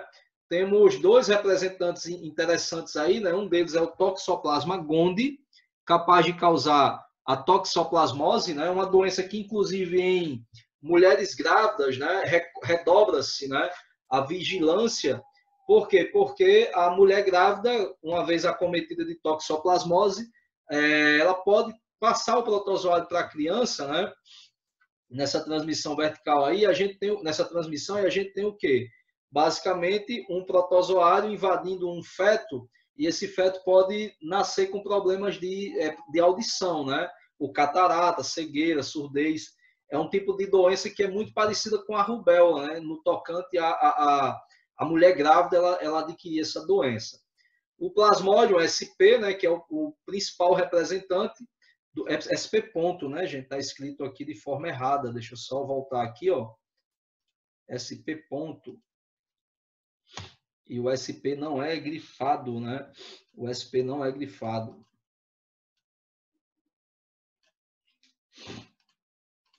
Beleza? SP ponto. Deixa eu ajeitar isso aqui, porque isso aqui tá escrito de forma errada. Pronto. Nome científico não deve ser em negrito, né? Deixa eu voltar aqui. Pronto. Beleza, ajeitei aqui, consertei. Pronto.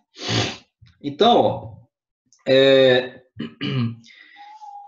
como eu disse, né, o complexo apical desses protozoários ajuda na penetração do protozoário em outras células, né, de um organismo hospedeiro. A nutrição ocorre por meio de absorção de moléculas orgânicas retiradas do próprio hospedeiro, né? Vamos ver aqui, ó.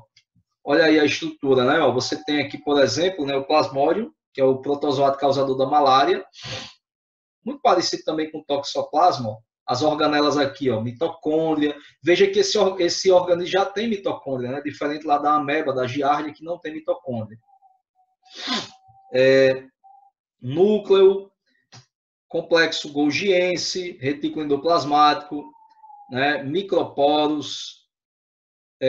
E aqui, ó, o complexo apical, né? A estruturazinha que parece um espinho, né, que vai ajudar a penetrar na célula hospedeira. Por isso que eles são chamados de protozoários apicomplexos. na classificação antiga, eles pertenciam ao filo Sporozoa, esporozoários, né? Outro grupo, o grupo dos ciliados ou ciliófora. Lembra da palavra feros? Fora significa portador de. Então, ciliófora, portador de cílios, né? É o grupo com o maior número de espécies, possui vida livre, né? Na verdade, tem um protozoário ciliado que ele vive no tubo digestivo do ruminante, mas causando infecção, que é o Balantidium coli. O Balantidium, ele, dependendo da quantidade que ele se encontre no intestino de um boi, por exemplo, ele pode causar uma infecção intestinal no animal. Então, a gente costuma dizer que todos eles são de vida livre, mas aqui e acolá, se o indivíduo está com defesas baixas, tal, eles podem se tornar parasitas, né? Desenvolver o hábito parasitário, causar doenças, tal. As células são revestidas com cílios, né, que ajudam na captura de alimento e na locomoção. E uma característica interessante é que eles possuem, né, dois núcleos, né, o macronúcleo, que comanda o metabolismo, replicação de DNA, metabolismo gênico, né, digamos assim, e o micronúcleo, que é um núcleo menor, que participa da diversidade genética, né, variabilidade genética, uma vez que é o núcleo pequenininho que pode ser transferido de um paramécio ao outro, né? Realizam reprodução assexuada por divisão binária ou que está muito discutido, né, gente? Isso aí, reprodução sexuada por conjugação. Não é. Na verdade, seria o quê? Um mecanismo de recombinação. Aproveitando o ensejo aqui, ó, e colocando reprodução, no caso, assexuada, né, por divisão binária. Então, aproveitando o ensejo e fazendo isso aqui, né, essa correção, e realizam, né, reprodução, divisão binária. Aí botar um asterisco aqui, né, para a gente entender esse detalhe, né? Realizam. Vou colocar aqui embaixo, né? Realizam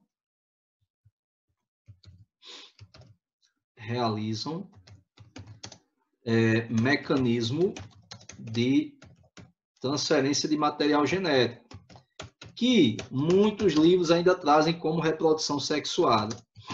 Realiza um mecanismo de transferência de material genético, que no caso aí é a conjugação. Beleza? Poucas espécies são parasitas, como eu falei, né? Poucas espécies são parasitas, como é o caso do Balantidium coli, né? Que é muito comum em bovinos. Mas eles também podem viver, gente, trocando benefícios, né? É o caso aí de alguns protozoários ciliados que vivem ajudando na degradação da celulose, né? No intestino de animais ruminantes, de animais herbívoros, de modo geral. Olha aí o paramécio, né? Como um representante bem comum, que a gente começou a nossa aula utilizando ele como exemplo, né? De água doce, que está presente, né, em água doce, e por isso que ele precisa desse vacúolo contrátil para regular o conteúdo de líquido que entra nele. Caso contrário, caso ele não tivesse esse vacúolo funcionando, ele iria estourar de tanta água que ele absorve, por osmose. Então, já vimos aí Arquezoa, Amebozoa, Apicomplexa e estamos agora no Ciliófora. Falta um grupo aí, né, que eu diria que é o grupo mais curioso, né, o grupo mais, bem famoso ele, né, que é o grupo do Trypanosoma cruzi, né.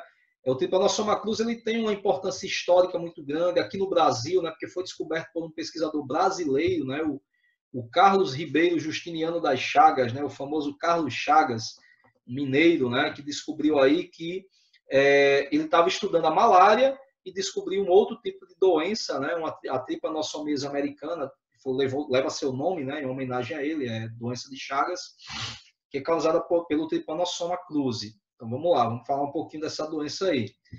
E aí, o filo Euglenozoa, ele tem esse nome porque ele parece muito com as euglenas, né, aquelas algas que já estudamos, né, no conteúdo de protoctistas autotróficos, né, algas. Tem um filo que é o filo Euglenophyta, e aí tem o filo no protozoário Euglenozoa, né? Que a estrutura da célula é muito parecida, gente. Ela é afilada, não tem parede celular e tem esse filamentozinho, esse flagelo, né? Olha aqui como é que ele se locomove, né?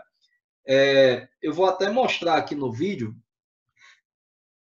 uma coisa que o pessoal pensa muito, né? Gente, ó, o que vocês acham? Eu vou colocar aqui, ó.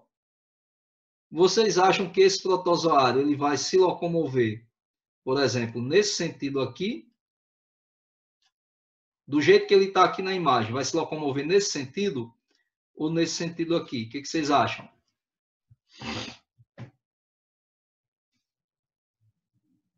Esquerda, direita ou de baixo para cima? Eu faço sempre essa perguntinha, né? Da esquerda para a direita ou de baixo para cima?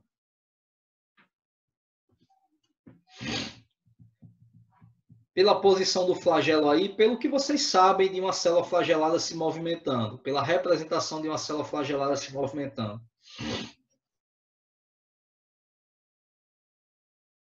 Na verdade, gente, ele pode se locomover para ambos os lados, só que assim, é muito comum as pessoas responderem da esquerda para a direita, certo? Por quê? Porque eles veem geralmente a cabeça do espermatozoide, o flagelo batendo no espermatozoide indo, né? Beleza. Só que assim, ó, esse flagelo, dependendo do movimento dele, ele pode realizar um movimento que puxa todo o corpo da célula, né? Vou mostrar como isso acontece. Olha que interessante. Olha, o flagelo se locomovendo, ó, puxando o restante da estrutura celular, né? E a gente, muitas vezes, quando a gente vê a imagem do espermatozoide, por exemplo, que é uma célula humana flagelada, uma célula de mamífero flagelada, a gente vê o espermatozoide, o sentido contrário, né? Mas você vê aqui que é bem interessante, né? Isso aqui é o Trypanosoma brucei, né?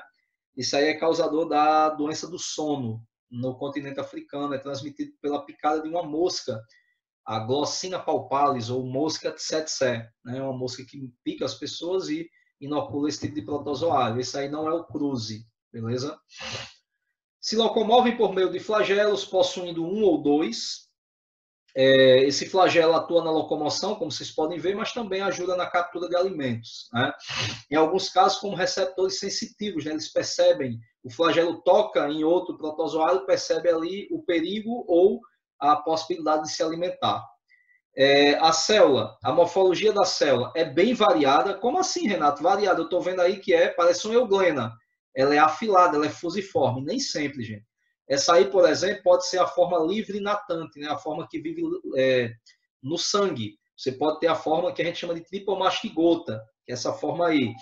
Mas ela pode ser oval, a mastigota, ela pode ser alongada, como a gente está vendo, pode ser esférica. Então a gente vai ver quais são as formas evolutivas já já. O hábitat, né? Água doce, água salgada ou como parasitas vivendo dentro de outros organismos, causando-lhe doenças, né? Reprodução, aí eu chamo a atenção, assexuada. Até hoje a ciência não conseguiu descobrir como os protozoários do filo Euglenozoa se reproduzem de forma sexuada. Eles sabem que os protozoários eles conseguem manter uma variação antigênica, ou seja, produzir antígenos diferentes por mutações, mas não sabem se eles se reproduzem de forma sexuada. E aí eu pergunto, outra pegadinha, cuidado para não cair. Qual é o hospedeiro definitivo e qual é o hospedeiro intermediário na doença de Chagas, que é causada por um protozoário do filo Euglenozoa? Isso é uma pegadinha, gente. Pelo fato de eu dizer que é pegadinha, o aluno já recua. Não vou responder não, que é pegadinha.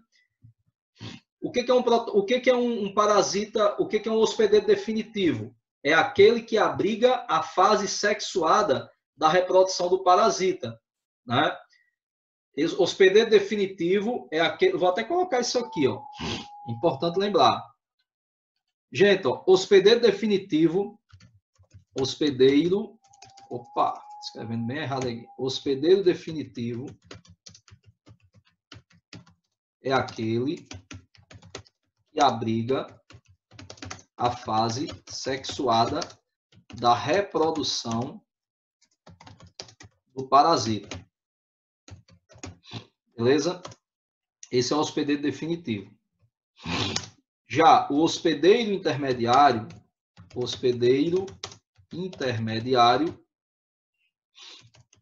intermediário é aquele que abriga a fase assexuada da reprodução do parasita, ou do parasito, né? Tanto faz, parasito ou parasita. Ok?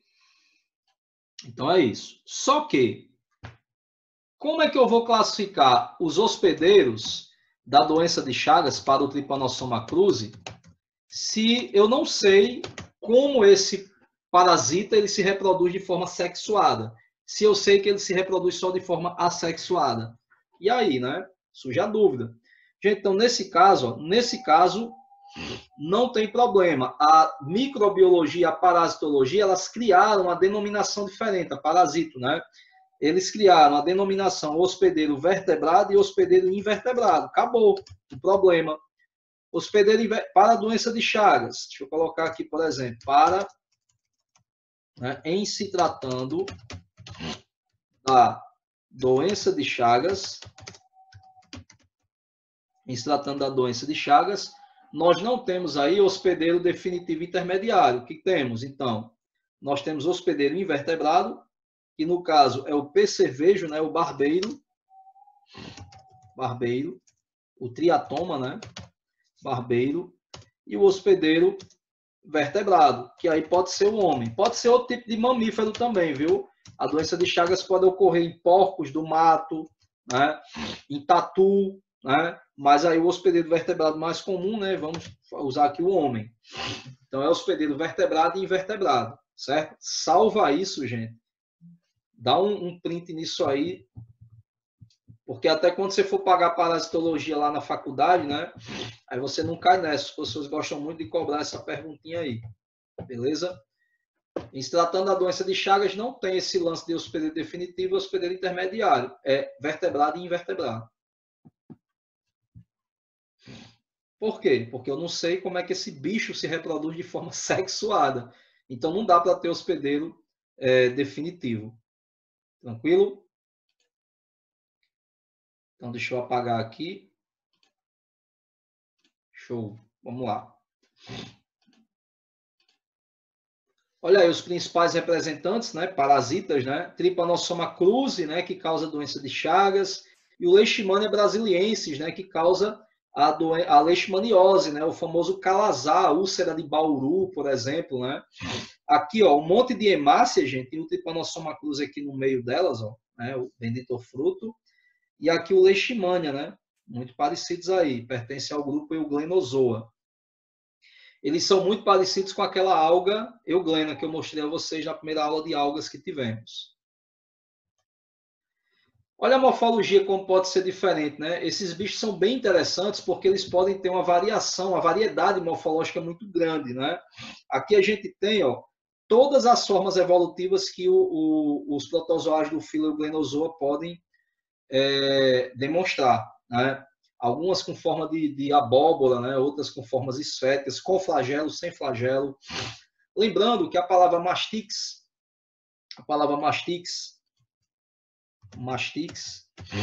significa chicote. E assim, o que seria o chicote? Né? Na verdade, o chicote ele tem um formato parecido com o do flagelo, né? Então, mastix, ou mastigo, né? Chicote ou flagelo. Aí vamos ver algumas formas, né? Vamos ver a primeira aqui, ó. Promastigota. Renato, eu preciso decorar isso aí? Não. Não. Para o Enem, não. Quando tiver lá no curso, com certeza. Com certeza, porque quando você for estudar a doença num formato mais aprofundado na disciplina de parasitologia, gente, você vai estudar doenças tropicais, neotropicais, você vai estudar de forma mais aprofundada, você vai ver na lâmina, ao microscópio, você vai ver essas formas diferentes, aí você vai estudar uma a uma, então realmente vai ser mais, dentro de uma abordagem bem mais aprofundada. Promastigota é uma forma alongada, como você pode ver que a célula está alongada. Tem aqui o cinetoplasto, né, que é o ponto de inserção do flagelo, cinetoplasto, e o flagelo ele torna-se livre a partir da porção anterior da célula. Isso quer dizer que isso aqui é a frente da célula, né, a frente da célula. Promastigota. Opistomastigota, né? A forma alongada também é alongada com o cinetoplasma posterior ao núcleo. Está aqui o núcleo, aí por trás, posteriormente, né? Por trás, posterior é por trás, né? Então, posterior ao núcleo, está aqui o núcleo, eu tenho a inserção do flagelo com cinetoplasto. Ele estende-se internamente, né? Seguindo até o lado de fora, ele acaba emergindo. Opistomastigota. Esse opisto é porque vem de posterior. Epimastigota, também uma forma alongada, com o cinetoplasto pertinho do núcleo, né, vizinho, justanuclear significa vizinho ao núcleo, só que ele pode ser justanuclear posterior, só que nesse caso ele é anterior, tá à frente do núcleo. Lembrando, gente, que nessa célula a gente considera que essa região aqui é anterior e essa ponta aqui é a posterior. É como se fosse um ser humano, seria aqui o rosto dele, a face, cabeça, e aqui cauda. Porque dá a entender que o flagelo ele é a cauda que está na parte de trás, mas não. Aqui é anterior. E aqui você já tem uma membrana ondulante se formando, né? É a forma epimastigota. A forma mais comum de todas é essa aqui, a tripomastigota. É a forma alongada, com o cinetoplasto aqui, ó, posterior ao núcleo, por trás do núcleo, formando uma extensa membrana ondulante. É a forma mais comum pela qual se conhece o Trypanosoma cruzi. Aí tem outras formas também, né? Sem flagelo, com flagelo muito curtinho. Coanomastigota, né? A célula fica com formato de pera, né? O cinetoplasto, né? Fica aqui anterior ao núcleo e o flagelo ele emerge anteriormente, formando uma estrutura parecida com um filtro, a coano, de coar, filtro, né?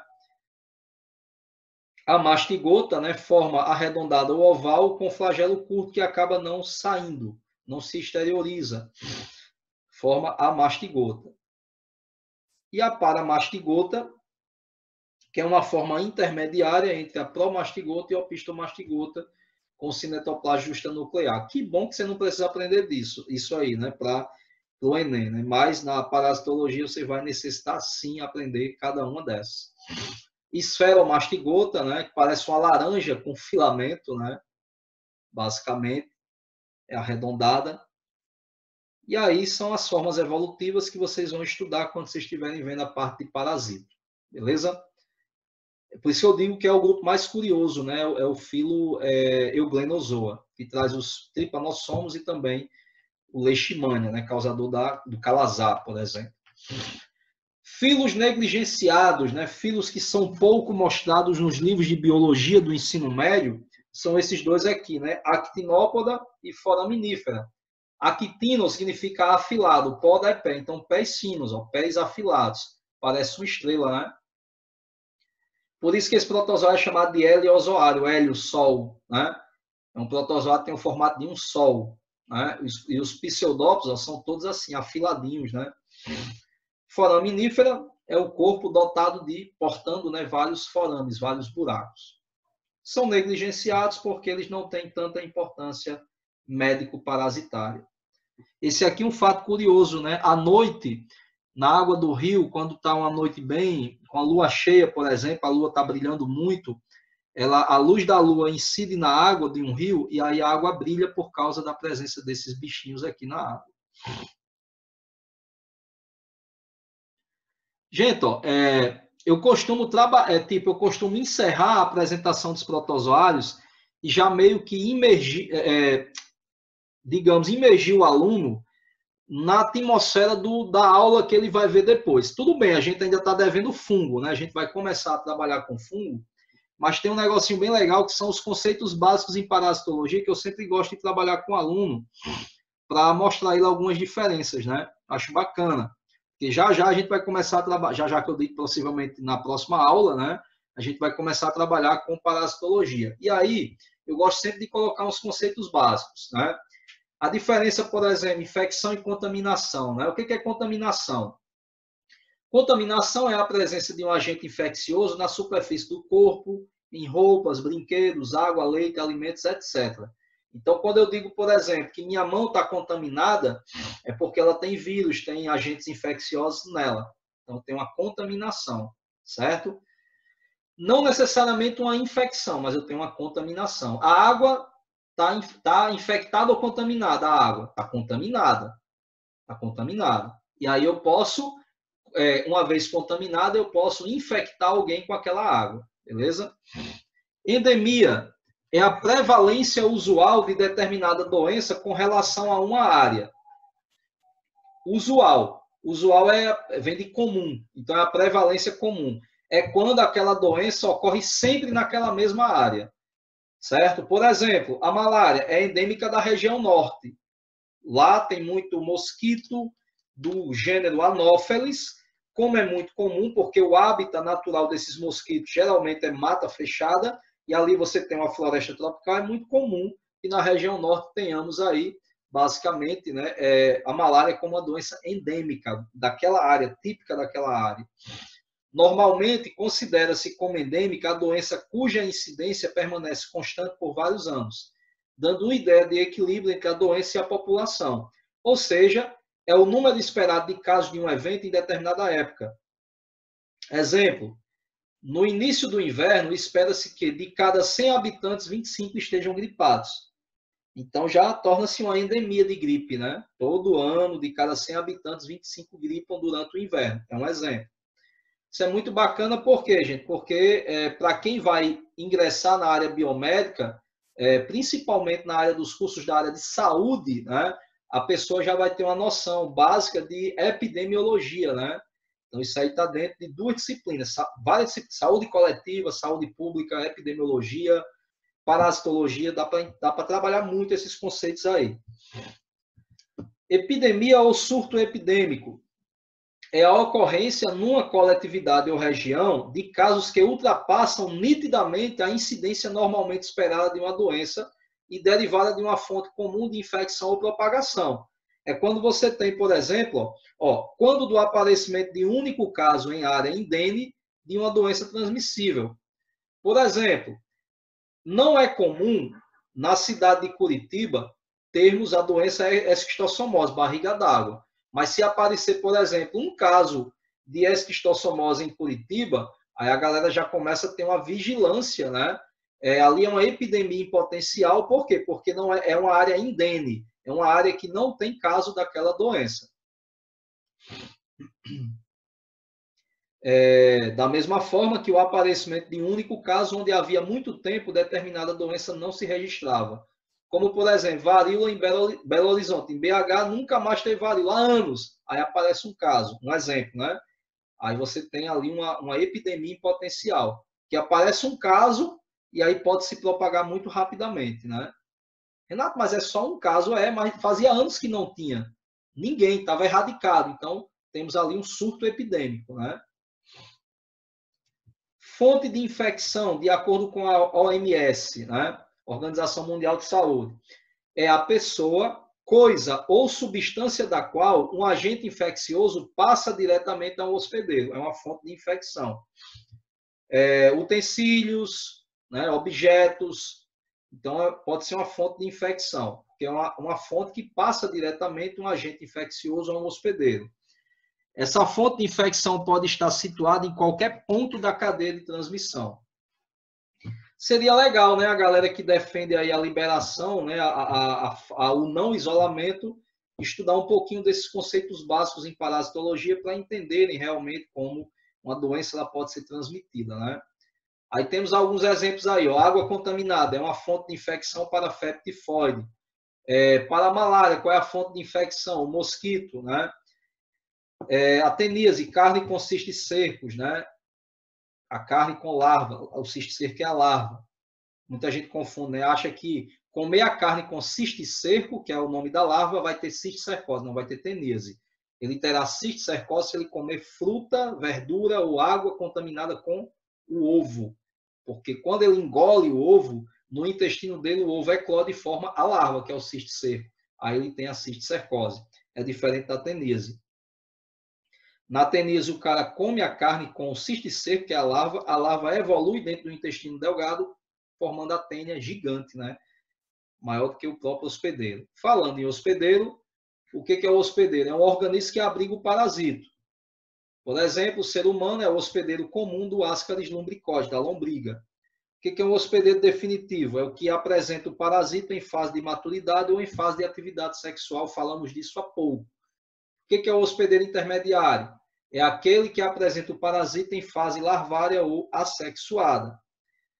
Temos também, gente, outros tipos de denominações para hospedeiros. Por exemplo, hospedeiro de transporte, o paratênico, é um hospedeiro intermediário no qual o parasita não sofre nenhum desenvolvimento, mas permanece na forma de cisto até que o hospedeiro definitivo o ingira. Por exemplo, Hymenoplex nana, que é um parasita, né, que está presente em besouros, em coleópteros. Aquele rola-bosta, por exemplo. Né? Aí vem aquele besouro, aquele coleóptero, carregado do parasita, só que aquele besouro ele é um hospedeiro de transporte. Ele vai só transportar para a água, por exemplo. Quando o besouro pousa na água e despeja ali um monte desse parasita, o indivíduo vai, bebe a água, acaba se contaminando e infectando também. Né? É um exemplo, hospedeiro paratênico de transporte. Infecção, já trabalhamos isso aqui em vírus, na aula de vírus. Infecção é a penetração e desenvolvimento ou multiplicação de um agente infeccioso dentro do organismo de humanos ou animais, ou outros animais. Pode ser vírus, bactéria, protozoário, verme. Né? Então, quando qualquer um desses parasitas infecta, ele penetra e se desenvolve, se multiplica dentro do seu corpo, você está infectado. Você está doente? Não. Você não manifestou sintoma, você só está infectado. E é isso que nós chamamos de infecção inaparente. É a presença de infecção no hospedeiro sem o aparecimento de sinais ou sintomas clínicos. Bacana, né? Quando você está infectado, você não necessariamente manifesta os sintomas. Isso a gente chama de infecção inaparente. Por que o nome é inaparente? Porque ela não aparece. Tá? Aparece quando você percebe os sintomas, evidentemente. Nesse caso, pode estar em curso uma patogenia discreta, mas sem sintomatologia. Quando existe a sintomatologia, a infecção inaparente passa a ser considerada o quê? Uma doença infecciosa. Então, veja a diferença. Infecção inaparente é diferente de doença infecciosa e já vimos isso na aula de vírus. Estamos só reiterando. Infestação. O que é uma infestação? Fulano está infestado de piolho. Infestado. É o alojamento, desenvolvimento e reprodução de artrópodes, como piolhos, né, na superfície do corpo ou em vestes, roupas. Né? Pode-se dizer também que uma área ou local está infestada de artrópodes. Quando você tem, por exemplo, muriçoca, né? Muriçoca, em determinadas épocas do ano, em determinados locais, tem muito, né? Durante a noite. Aí você diz, aqui está infestada, essa cidade está infestada de muriçocas, beleza? É uma artrópode. Se remete a artrópodes. Beleza? Então, são alguns conceitos básicos. Tem mais conceitos básicos que a gente vai trabalhar quando a gente começar a ver essa parte de parasitologia. Períodos de uma doença, período prodrômico, período de convalescência ou período convalescente, né? Fase aguda da doença, fase crônica. Então, é muito bacana porque você vai aprendendo a lidar com... Você enxerga a doença de uma forma diferente, né, gente? Então, é muito importante trabalhar dessa forma, beleza? Gente, a gente acaba de finalizar aí o estudo do reino protoctista, né, um grupo polifilético. Vimos tanto algas quanto protozoários, acabamos de trabalhar aí com a apresentação dos grupos de protozoários. Finalizamos essa aula com alguns conceitos básicos em parasitologia. Vale salientar que a gente vai ver mais conceitos, né, quando a gente for trabalhar dentro das aulas de parasitologia, de doenças, né? E vamos passar ao estudo do grupo dos fungos, né? Então, estou finalizando essa aula, vamos abrir um novo tempo de aula aí para trabalharmos com a parte de fungos, tranquilo? Então, até já, voltando aí com fungos.